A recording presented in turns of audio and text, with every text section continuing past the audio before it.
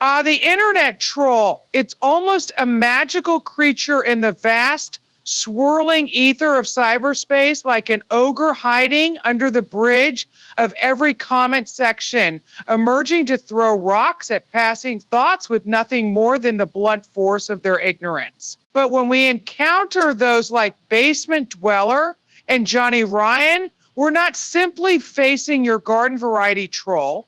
No, we are looking at a specific breed, one that lacks the subtlety of wit, the insight of intellect, and the charm of anyone even remotely self-aware. These are weak minds, and they exemplify the old Socratic adage, strong minds discuss ideas, average minds discuss events, weak minds discuss people. To understand their mindset, we must first recognize what constitutes a strong mind.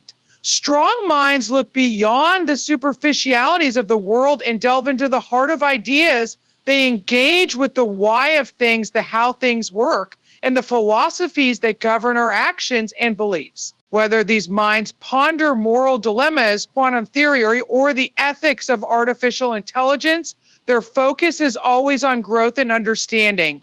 Socrates himself spent his life seeking knowledge not by belittling others, but by challenging their assumptions in order to engage in meaningful discourse.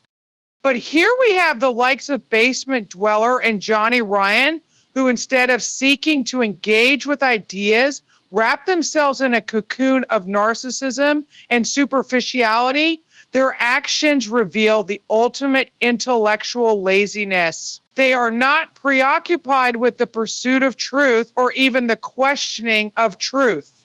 Instead, they devote themselves to the tearing down of others. Why? Because it is easy. Discussing people is the simplest form of engagement, requiring neither depth nor understanding, merely an inflated ego and a misguided sense of superiority. Weak minds such as these are often plagued by insecurity. Instead of confronting their own inadequacies, they deflect by projecting their self-doubt onto others. The troll's weapon of choice? Mockery, ridicule, and harassment, often targeting those who possess the qualities they secretly covet: intelligence, creativity, success.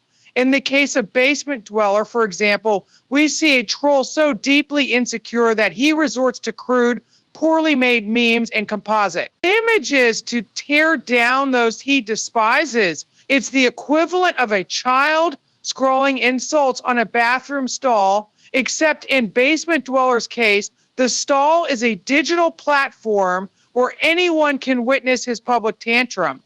This is why trolls fixate on people rather than ideas. Ideas would require them to challenge themselves.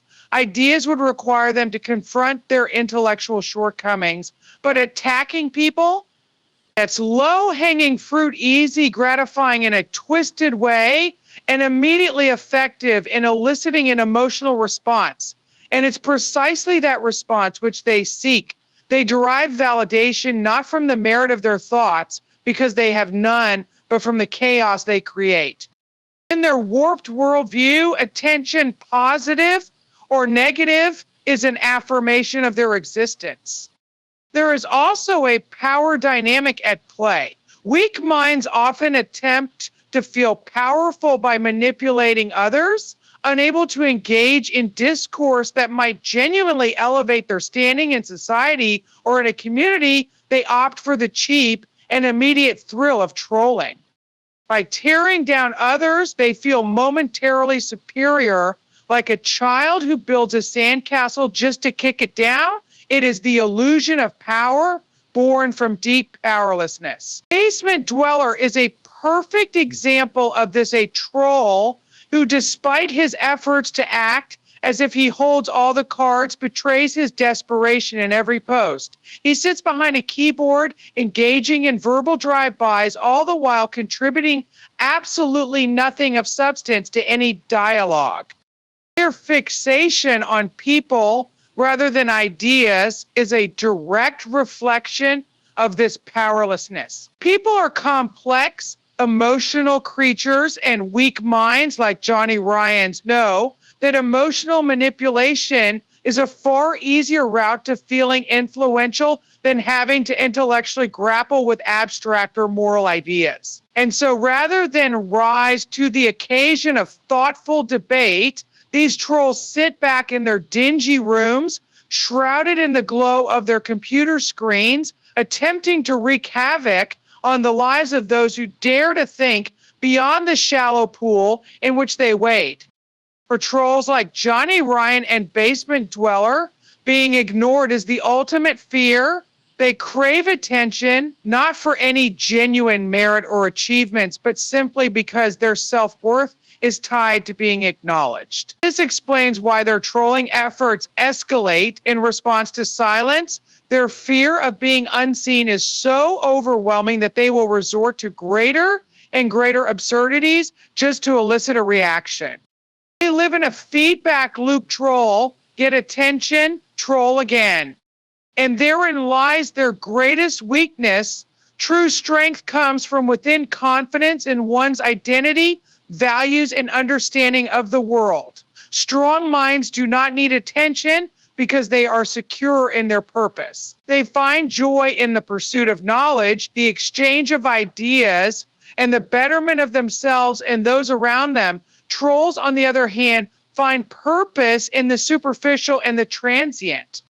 Their self-worth is inextricably linked to the reactions they provoke, and when those reactions dry up, so too does their sense of identity.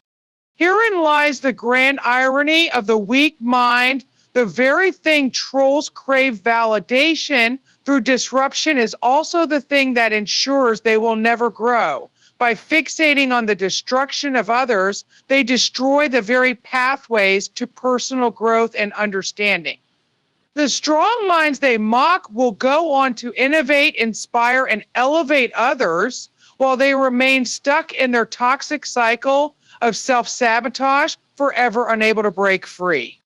Weak minds like Basement Dweller and Jonnie-Ryan can never escape their own intellectual limitations because they have chosen not to challenge themselves. They take the easy route discussing people rather than daring to explore the world of ideas. And while they may derive momentary satisfaction from their trolling, the ultimate truth remains they are small fish in a vast ocean of thought, destined to remain confined to the shallow end of human experience. As Socrates said, strong minds discuss ideas, average minds discuss events, weak minds discuss people, and in the case of these trolls, their fixation on tearing others down only ensures they will never rise above their own mediocrity.